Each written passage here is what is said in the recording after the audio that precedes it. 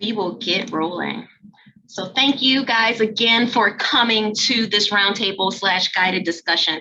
Like I said before, this is lunchtime for me and CST. So we wanted to do something that was more informal, a little bit more discussion, just kind of have some fun talking about something that could be not so much fun, like work. Although we all love our jobs, work is work. And these past couple of years with the pandemic has really turned how we imagine what we do and how we do every day kind of topsy-turvy and upside down.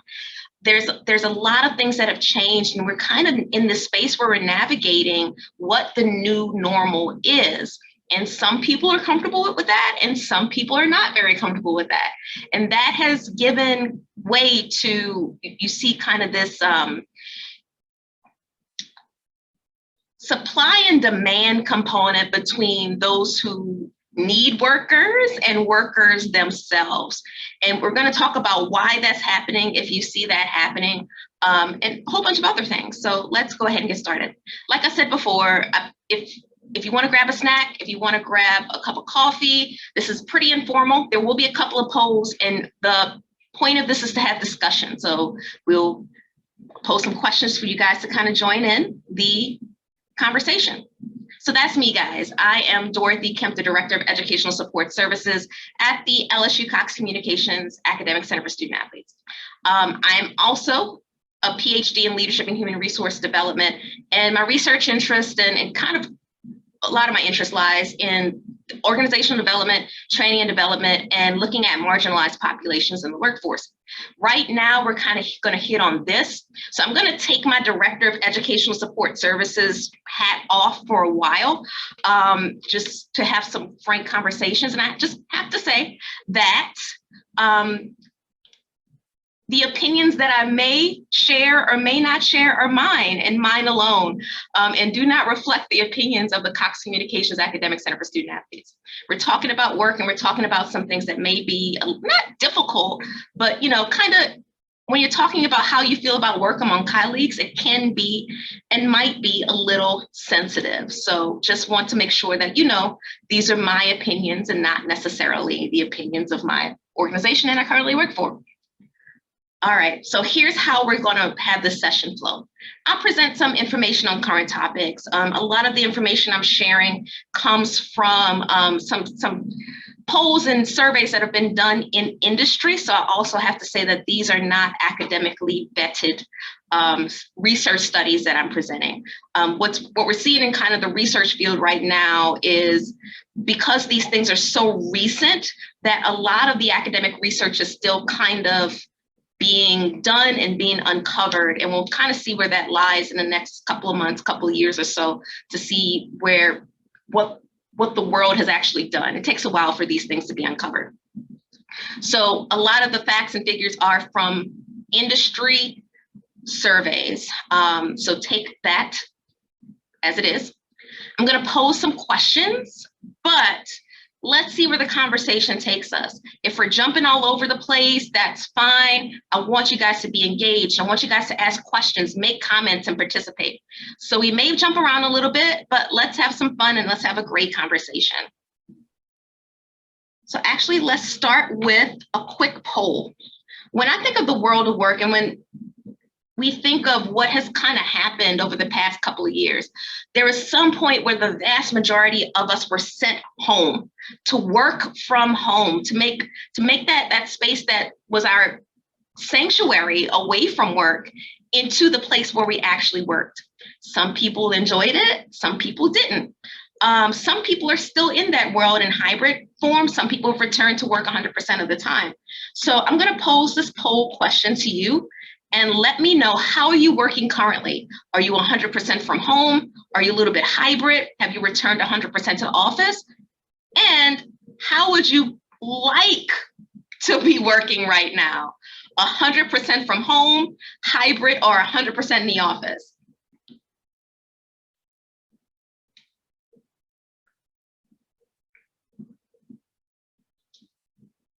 All right. Maybe another 10 seconds on the poll to answer.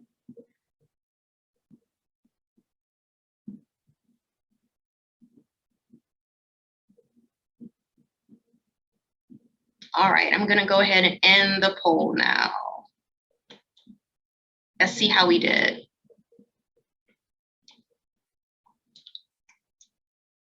All right, so most of us, the vast majority of us, have already returned 100% to the office. I'm in that boat as well, 100% in the office, my office behind me. Little less than a quarter of us are hybrid, and a few of us are still working 100% from home.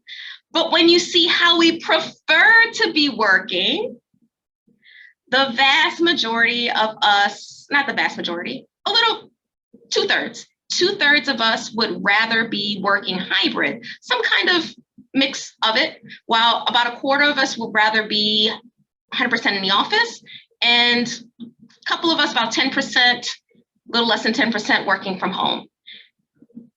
Does anybody want to share why their preferences are their preferences? And you just go ahead, that's another thing, just go ahead and unmute yourself, don't raise your hands, just pop in whenever you feel like it. I like working in the office due to the monitor. Jacqueline, I can't hear you. I think you're still.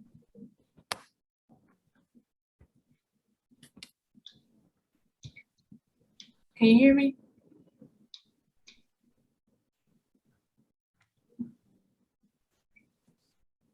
I can hear you. Can you hear me? I can. Oh, okay. I would say I like. Still can't hear you, Jacqueline. I'm sorry.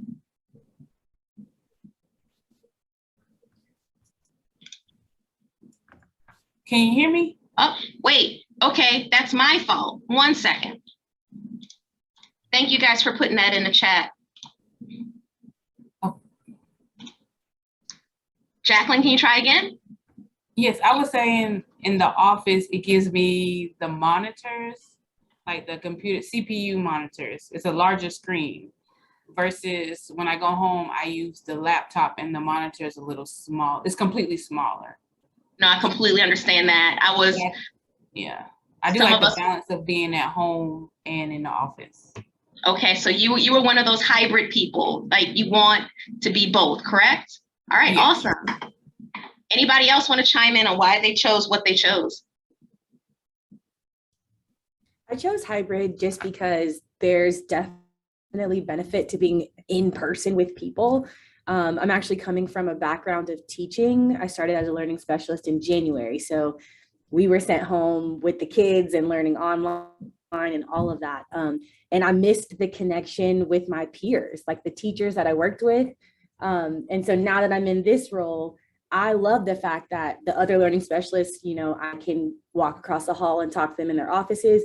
But then also I do appreciate that like late start or not having to come in at all. So I appreciate the balance of both.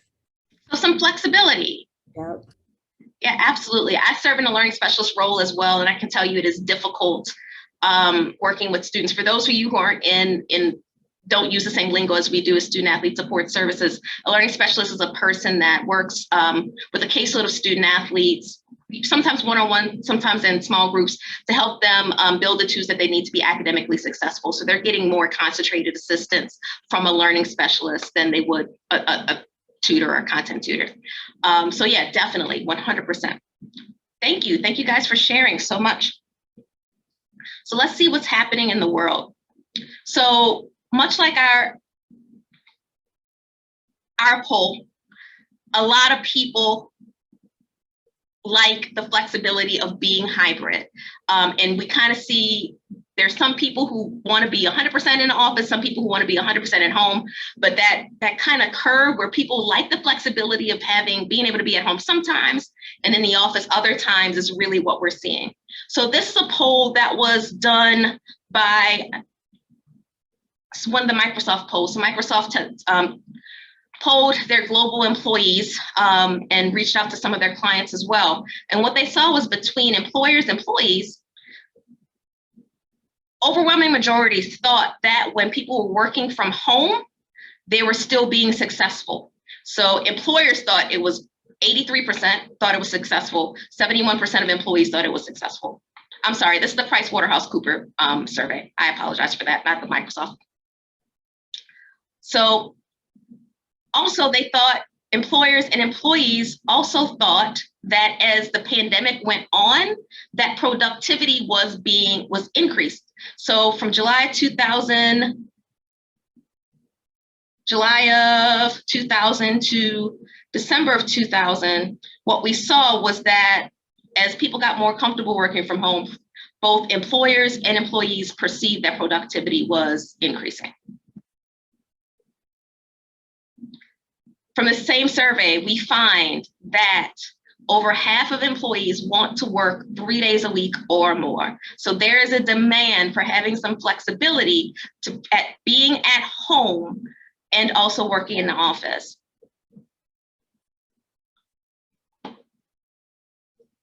Also, those who are still teleworking say that most of their job can still be done from home.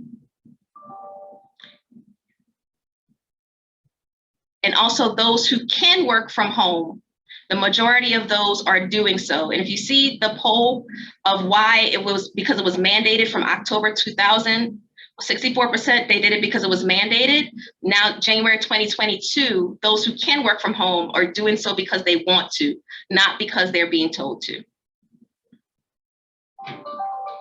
So we have some questions. If we're being more productive, if we can be productive with the flexibility and we can be, and people want to have the flexibility, why do you think the 100% work in office mandate is so prevalent?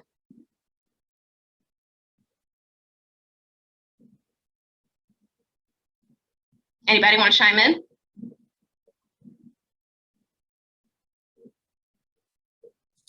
Maybe it has to do with the type of work that we do, you know, specifically working with students. Yeah, I don't disagree. So I think, Nicole, you said that a little bit earlier, that part of your job, specifically a student-facing part of your job, is a lot easier to do in person, but there's still aspects of your work that you can do remotely that you would like the flexibility to do remotely. So thank you, Sarah. Thank you for your input. Anybody else have any thoughts on why we've gone back to the majority of us have gone back to 100% work in the office? I'll chime in. I think on the academic side, for a lot of colleges and universities, it's financial. How can they justify charging the tuition and fees if it's a remote, if services are provided remotely versus in person? Okay, I'm going to pose another question to you. What percentage of your day-to-day jobs, and I should have put this in a poll, but people just kind of chime in. I'm going to say client-facing, meaning student-facing, or where you're working with stakeholders. What percentage of your job are you doing that, and what percentage of your job are you doing administrative tasks? Anybody can chime in. I'd say for me, it's probably like a 70-30 split, 70-30 being student-facing and 30% being like administrative. Awesome.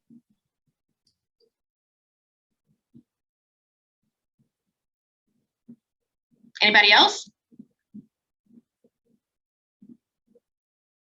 Anybody have a position where they're more administrative than student facing and are 100% work from office?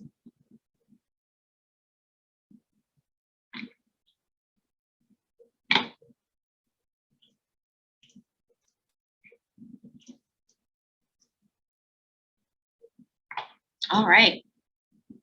Well, one of the things, my next question was, does it have to do with the field? Do you think some industries or fields are more apt to being more flexible than others?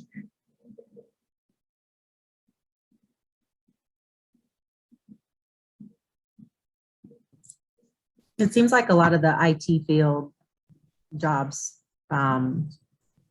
can be more remote. I agree that it has to do with the field that you're in, but I also think that it has to do with the systems that you work out of as well. So if the system is something where you have to be at work in order to access it, then obviously you need to be at work, but if your systems are 100% able to move and you can work remotely all the time, then I think that that plays a part into it as well, as far as, you know, coming back 100% versus not. I completely agree. I was wondering where you're going with systems for sure, Courtney. But if you're not set up for working remotely, it's definitely a lot easier to work 100% from home. Not 100% from home, 100% in the office for sure. Sarah, I think you made a good point as well. And when I think of different fields and industries, I think of the majority, pardon me, the majority of us come from a background where we're working in some university component. So when we're talking about what's happening in the world of work, and we're looking at what's happening in industry, what's happening in education is completely different. And Louise, you alluded to this as well. How many of you have tried to get something to happen quickly in your institution? You say yay, nay. How many of you have tried to get something big happen quickly in your institution and it actually happened quickly in your institution? You can open your mic and tell me that, because what I believe is that probably within institutions of higher education, things move very slowly. Does anybody want to talk to that? Agree, disagree, yay, nay? 100% agree that it moves very slowly at a higher ed institution. Yes. So one of the things, like I said, I'm speaking from the Dorothy opinion. One of the things I think that's happening is that there is pushback, not necessarily pushback, but a desire for more flexibility for what the work environment looks like in institutes of higher education. But just because the nature of how the academy has worked for so long with the bureaucracy and just the levels of approval and so many things having to move in order to get stuff done, things are moving really, really slowly. I'm going to come back to that because I think there's some pushback that because of how things are so rigid and how things are so inflexible. But let's hold off on that for just a minute. There have been downsides, and I heard a couple of those downsides when we're having our conversation to working from home as well. Nicole, I believe you mentioned disconnect from your coworkers. That was some other issues. So what we're seeing from the consequences of the pandemic is deterioration of worker well-being, increased anxiety and isolation, a loss of sense of belonging. I think this is something that, as in industry, especially in larger cities where the return to work may just be in its infancy. I know for us, we've been back for a while, so this is nothing new to us. But coming back to the office and fostering that sense of belonging, that false sense of camaraderie that you spoke to, Nicole, is something that a lot of companies and industry are dealing with right now. What about this one, guys? The average workday since the pandemic has lengthened by 48.5 minutes with more than 13% more meetings each day. How many people, you can raise your hand, chime in, have noticed that since we've gone home and worked from home, that the number of meetings have increased, your day has kind of gotten a little bit longer? How many people have seen that happen? I'm seeing quite a few hands raised. There we go. I was having a conversation with a colleague last week, and she was like, one thing that has been a challenge returning to work, one thing that has been a challenge returning to work is that when I was remote, meetings could just be back to back. Now, no one has really understood that the fact I have to travel from one meeting to another, now this is face to face, and people are just putting meetings all over my calendar back to back as if I can just teleport from one space on campus to another space on campus. What other challenges are you guys seeing in terms of the consequences of working from home, those negative components? I get disruptions from my dogs barking when I'm in meetings or on interviews or on the phone. No, absolutely. One of the things I'm working on now is compiling some studies of women who work in women faculty members and their challenges over the pandemic, just kind of being the caregiver at home, taking care of their kids, schoolwork, taking care of their parents, but also having the same expectations of working and producing at the same level. So that's a good point, Sarah. Those distractions and those other responsibilities are definitely a challenge from working from home, or a consequence of the pandemic. Those who are back in the office, have you seen any of the consequences of the pandemic kind of affect you negatively still today? Oh. Anybody want to chime in? I don't know if it's a negative, but when you're in the office, you get interrupted a lot more. And so it's hard to have concentrated work time. You know what? I agree, Karen.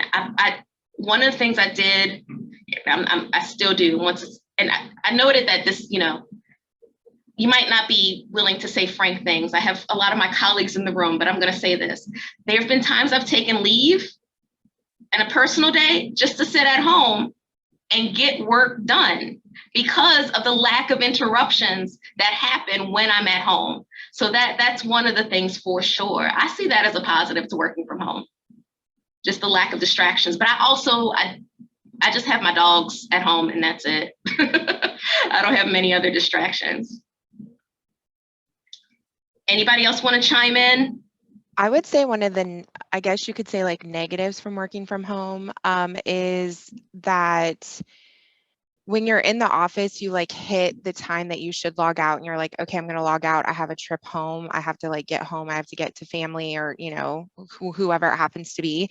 But when you're at home, I feel like I'm just like, oh, okay, it's, 4:30, 5 o'clock. I should be done. But, oh, I just have this one more project. I'm just going to get this one project done.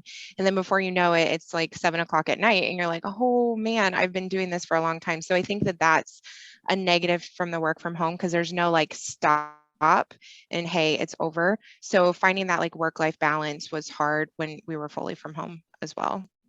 I completely agree, Courtney. It's one of those things where home becomes work, so there's no way to get away from it. It's always there. And I think when we look at some of the consequences of the pandemic, isolation, worker well-being, because you're at work, you're technically at work all the time because there's no separation. So great point. I want to just also comment. I see Jason commented in the chat about there's an invitation to nap during the day when he works from home. I also used to take my lunch breaks when we were remote to take my daily cat naps. So I would eat while I was working, but then during my designated lunch time, I would take a little 20-minute nap. So I actually kind of miss that about the work from home. Don't get to do naps at my desk now back at the office. So. Yeah, so thank you, Jason, for that. I'm sorry. Thank you, Sarah, for alerting me back to the chat.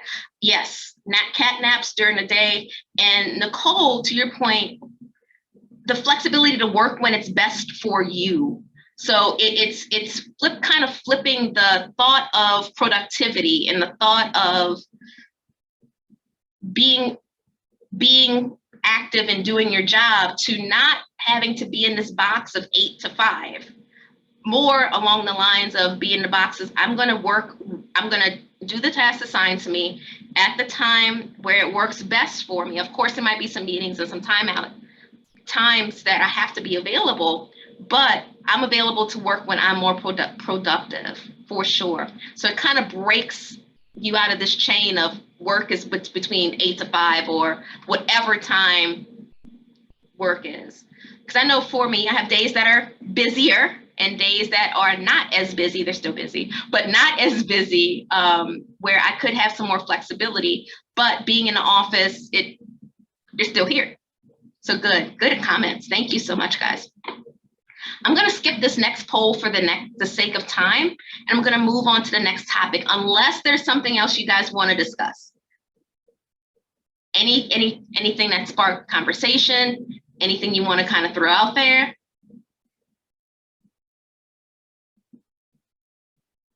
All right, we'll move on to this next topic, the Great Resignation. All right, guys, I've had this conversation many times with my colleagues who have teams, manage people, or in charge of hiring, both full-time and part-time. Even within the world of education, what we're seeing trend-wise is that in most of the industries, it was in hospitals and healthcare where the vast majority of this great resignation occurred.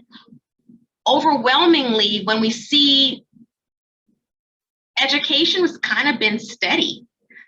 It's been typically the amount of people that over education, the amount of people that leave their job annually is usually about 3%.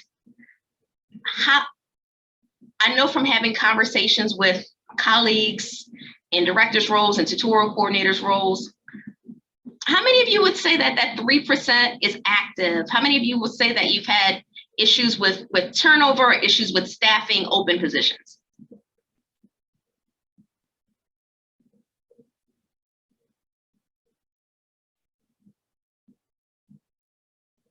Either full-time or part-time. Is this data relevant to higher education only? No, so what I said for this particular, this is all industries, what I'm having on the screen right here. The industries where it was most prevalent was hospitality and healthcare. And after the pandemic, you can see why healthcare workers were kind of jumping ship left and right. But for us, my question was, education stayed steady in terms of the amount of turnover. It stayed right below 3% is what we've seen usual industry or usual field turnover. Do you guys feel it was at 3%? Do you think it was less than that? Did you feel like it was a little bit more than that? Did you have any struggles with staffing or hiring or turnover during these last 2 years? So I have some comments in the chat. I just know, again, I left the classroom, like I personally left the classroom. And I can just say, like, there were points in time when I was teaching where other teachers would leave or, quit. And then on a Monday, we would be absorbing their class, So I think the 3% is very much on the low end. And I think education and healthcare probably were the two hardest hitting areas from the pandemic, just being in the field of education. And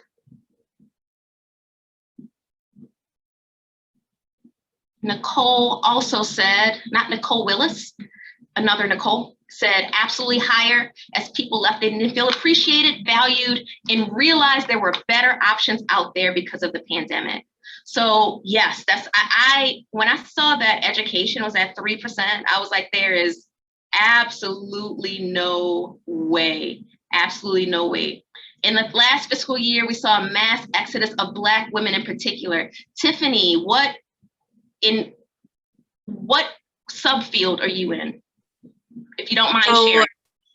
I can share. So my background is in school psychology. I've worked 10 years as a school psychologist, but I made the transition about a year and a half ago to higher education.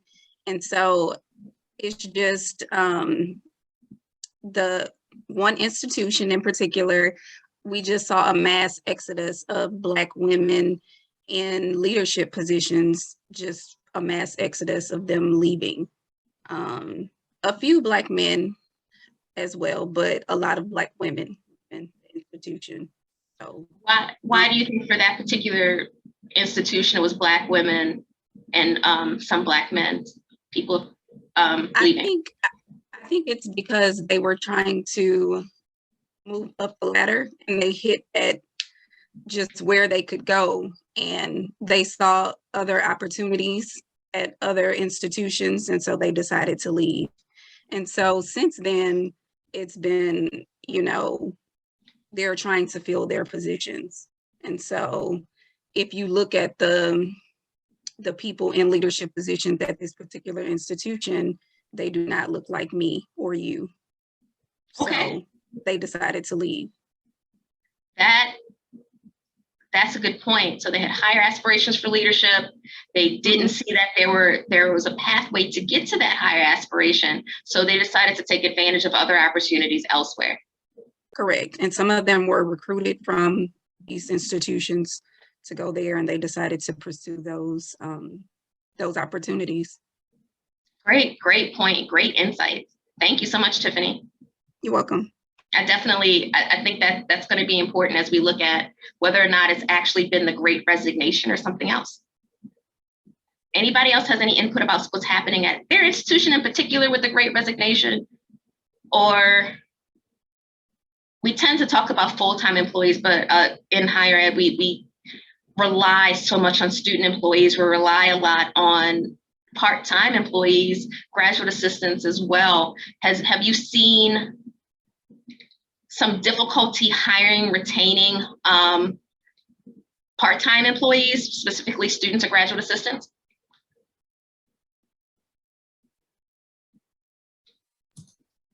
I have with student workers, just because the pay rates in off-campus jobs are so competitive now.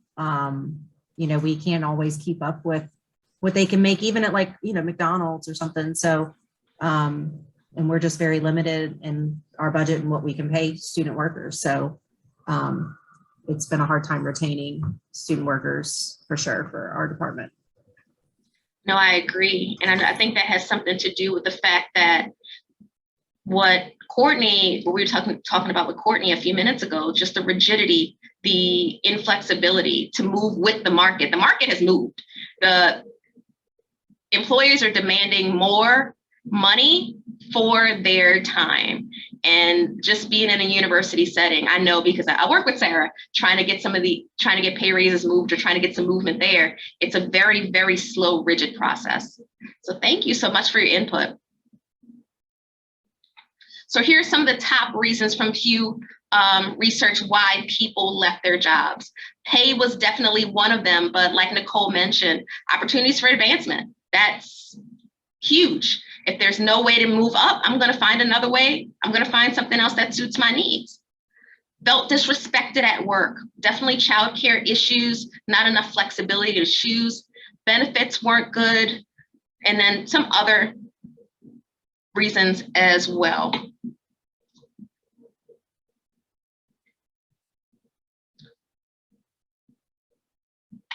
So when they left, when we look at why these job changes were attracted to their new position, 40% were ability to work remotely according to personal preference. So it's not a one-stop shop. It's not a one-size-fits-all. Some people want to be 100% in office. Some people want to work 100% from home. And there's people all in between. People appreciated that flexibility. Better compensation for sure. Better management. Better company reputation, better work-life balance, more flexible schedule. Does any of this resonate with you all?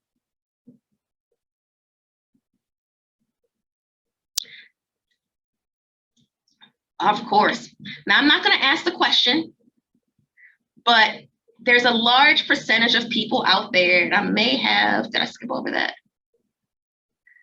So I think this 40% kind of resonates with the people that are considering toying around with the idea of making a move at some time soon. So what this tells me is, as somebody who sees themselves as both I'm in the manager role, but somebody who needs to retain talent, attract talent, that I need to be ready for when people are making moves, but I also need to be ready to make positions attractive for when people want to come in. And these are the top reasons that people finding attractive to move to their new position. So when I was having a discussion with Tiffany, and thank you so much for giving your input again, Tiffany, is it the Great Resignation? Are people just leaving work because they don't want to work? Or are people leaving their current positions because they want something more and the market is offering something more?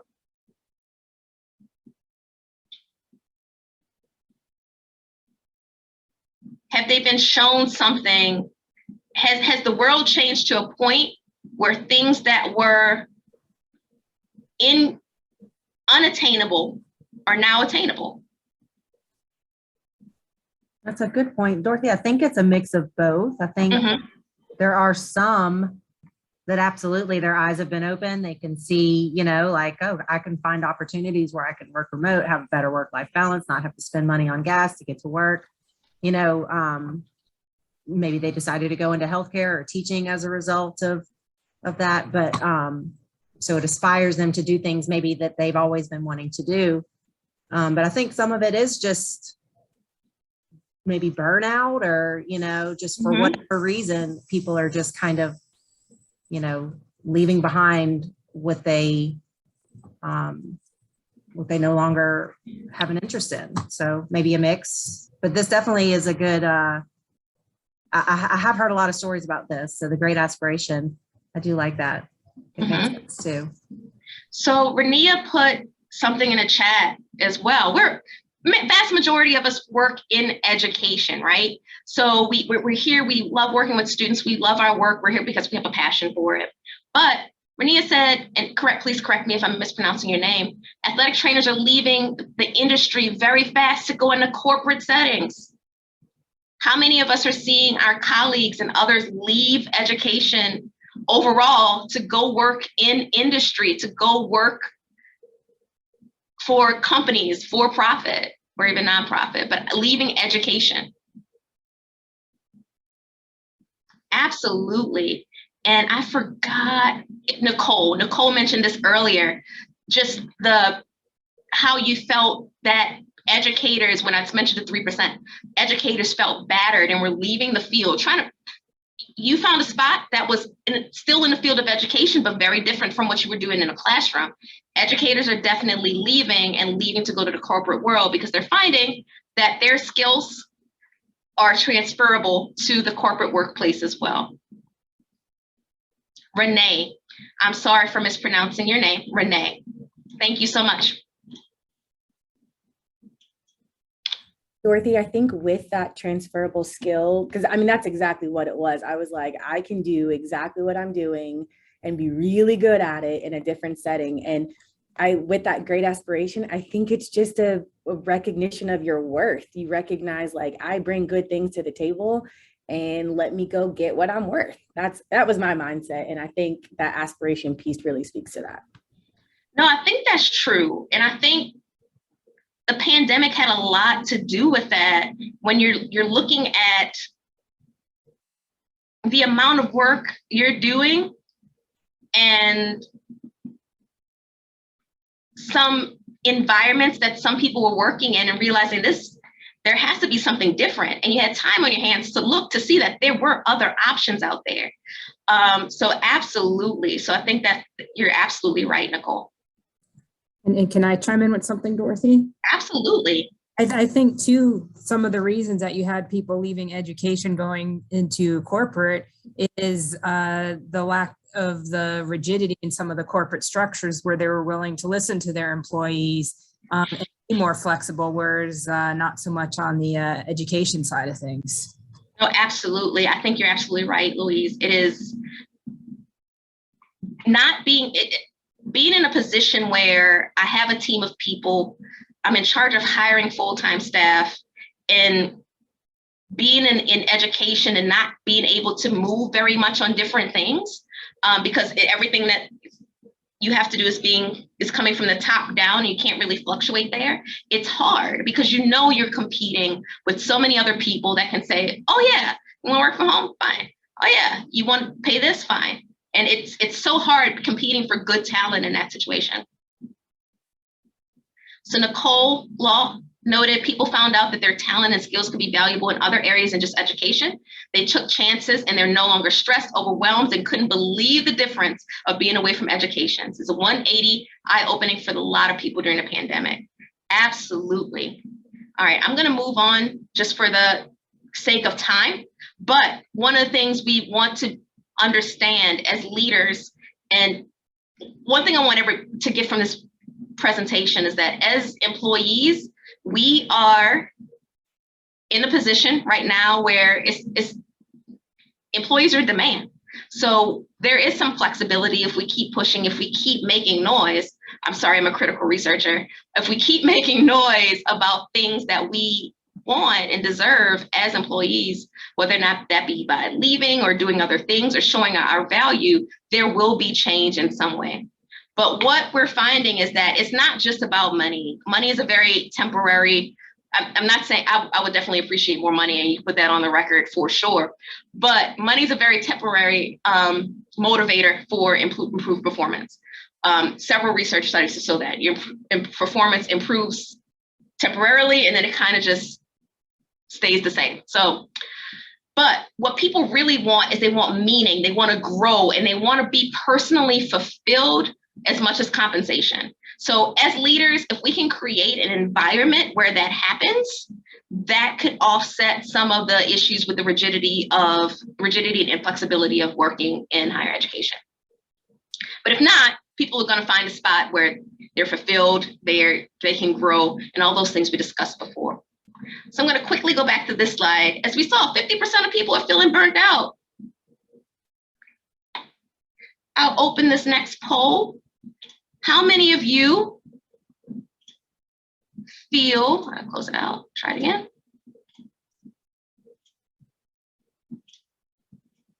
How many of you feel that burnout is an issue in your organization? Serious issue, somewhat of an issue, not an issue at all.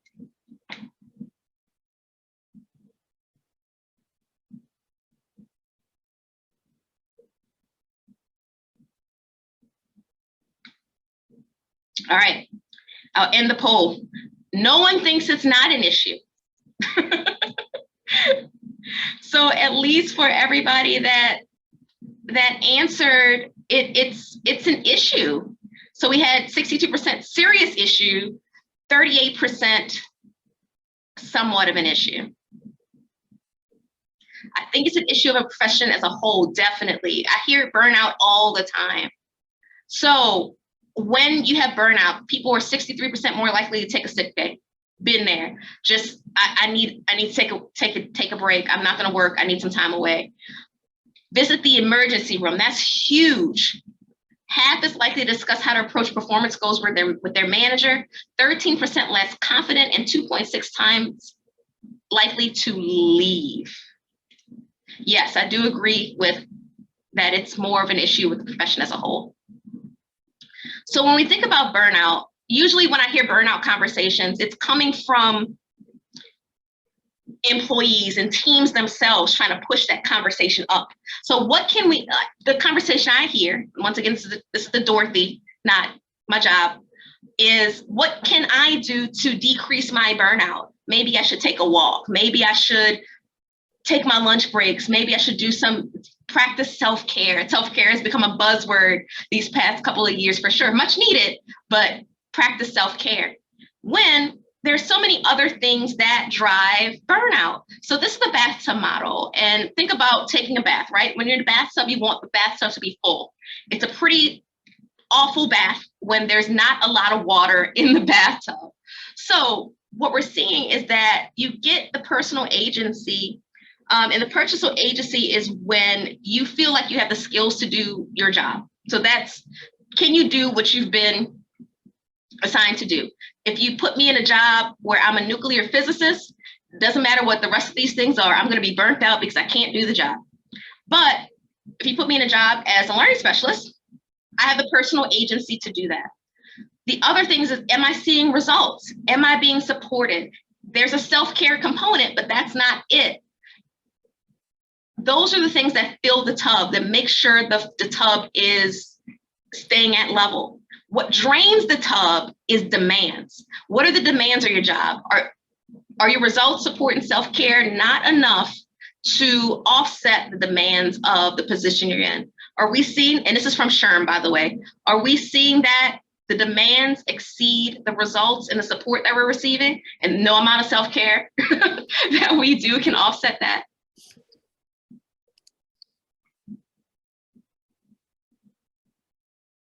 Yes. All right. What are we seeing about burnout? What do you think is the cause of burnout in the field or in whatever we're doing?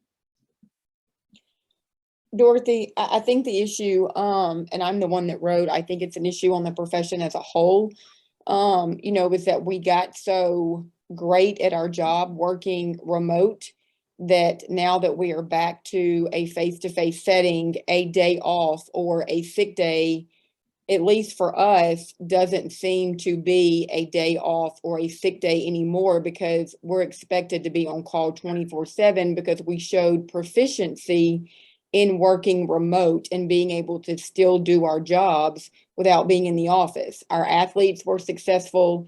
Our GPAs went up, and, we got a lot accomplished because, as someone said earlier, we weren't in the office in those day-to-day meetings having those distractions. So we got a lot more done. And so now, because we were so efficient during the pandemic, that efficiency is projected to remain, and we're exhausted. I mean, our athletes are exhausted, we are exhausted, and everyone considers the same demand. And it's not feasible when you're back in the day-to-day setting of meetings and face-to-face classes and all of these other, external situations. It's almost like even us as full-time staff, and I've been doing this for 21 years, we're set up to fail right now because we cannot keep going. I completely agree with you for sure. I know one thing that I definitely appreciated when I was working from home is I cut an hour and a half out of my workday because of commuting. Now I have the same amount or not more work, and that's an hour and a half of real time that's back and forth, and those expectations stayed the absolute same. Absolutely. I mean, when we were remote, I walked every day for an hour because I was able to push back away from my home office because I wasn't, being called to come to this tutoring room to answer this question or this meeting on campus or this. And so as much as I am a face-to-face in the office working kind of gal, and I hated being remote and being at home, the one thing that I did enjoy from it is that I was able to take my cell phone, take my AirPods, and go for a walk because no one was physically coming to see me. Everything was done through Zoom, through Teams, through WebMX, through FaceTime, and I could do all of that no matter where I was sitting or standing. And that's just not the day-to-day real world in the office. Like, I eat my lunch at my desk every day. When I would love to get up and walk around campus during the afternoon, but a lot of our athletes practice in the morning. And so we become very busy from about 10:30 to 4. And so if I wanted to take a break and take a walk for lunch, I would literally be on my phone the entire hour and would not be able to just kind of take a breath, walk, get out, regroup, and come back to work because my walk would be ruined. Now, granted, that could also be an excuse to just be here for the necessary day-to-day functions for that hour, just because it's easier to be. But I just think that, it's extremely difficult to unplug because we lived on our cell phones and our computers for almost 2 years. Yeah, absolutely. I'm off my soapbox. No worries. So I know we're running against time. Tiffany noted that it's because we truly can't step away. We have the PC, email, cell phone, no time to let your brain rest. So I'll pose this question and maybe might have one person respond. What can we do? Like we're in a market where the employee is pushing demand, and it's more of a demand market for employees more than a supply side market. We have power. What can we do, understanding that power we have, to kind of push back at the forces that be? Dorothy, I heard one person say, and it was actually a great idea. She's our vice provost of academic affairs, and my reporting line is that, turn off notifications after a certain time. And so that, at 5:30 or 6 o'clock or whatever time, your true downtime is, turn those notifications off so that you're not consistently looking at, what's coming in and what you're needed to be asked and things like that. And learning how to, which I am horrible at, setting boundaries. I am a prime example of, if I'm awake at 2 o'clock in the morning and I've got unanswered emails, I am going to answer those and just continue. And that sets a precedent in your office that you don't really want to set, that okay, if my boss is up working at 2 a.m., I need to be too, which is not at all my intentions. It's just, I don't sleep very much. So if I'm awake, I might as well be productive. So I think being able to like take a break away, you know, turn the cell phone over at night so that when it lights up, you don't see it or you're not awakened by it or things like that. And just setting parameters around your day and knowing that if it's an emergency, they'll keep calling or whatever, and you'll get to it. But if it can wait until tomorrow, let it wait until tomorrow. Yeah, I agree. And I'm gonna, just because of time, this was a great conversation, guys. Thank you so much for your input. I love having conversations like these and being able to interact with people from all over the place. So thank you for coming to my presentation. Let me do, while I do this, and share my screen one more time.